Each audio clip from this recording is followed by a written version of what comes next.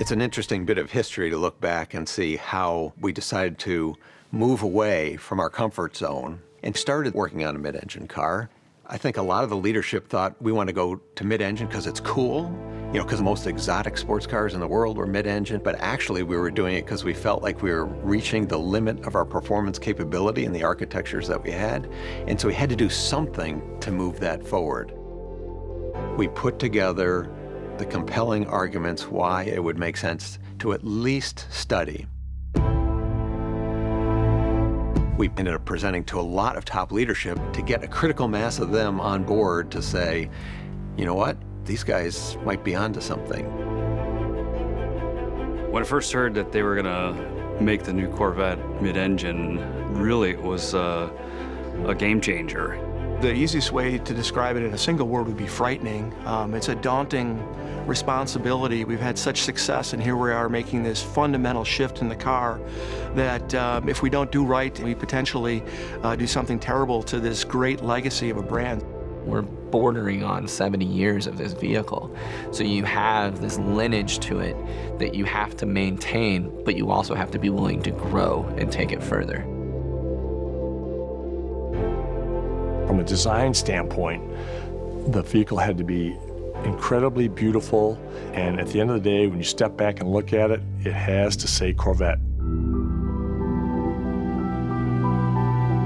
Everything's backwards on a mid-engine car. You can't move one thing in the inside of the car without affecting a whole bunch of other things. When you put the engine in the back, you actually want to think about moving stuff forward. So to get the right amount of weight on the front, you actually have to move those front wheels rearward.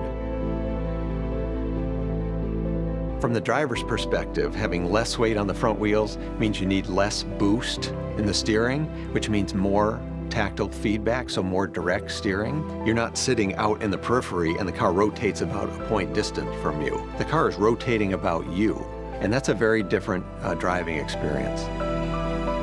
With the mid-engine attributes, you'd have the rear weight bias from the engine for better acceleration, performance, and track times, as well as the low forward cowl for excellent visibility, and the lighter front, which really makes the car fun to drive. That helps for driver confidence. It helps to get the car around the track safer and faster. Corvette prides itself on being a very light, very stiff vehicle. And we, from the beginning, said we want to take the Corvette formula and apply all that goodness to a mid-engine architecture. We didn't want to fall into the trap where the car gets hard to drive. And that's been the problem we've been working to solve for the last 14 years. What we've developed is a car that really delivers that sort of balance between delivering a modern sports car driving experience and yet delivers the comfort, isolation, and the ability to drive the car on almost any road in any weather. When we finally got to the track, I just burst out laughing because it was like, oh my God, that's what we wanted. You come into corner, you hard brake, you whip the wheel around, it turns on a dime, and then you can get right on the gas, and it's just so easy to drive.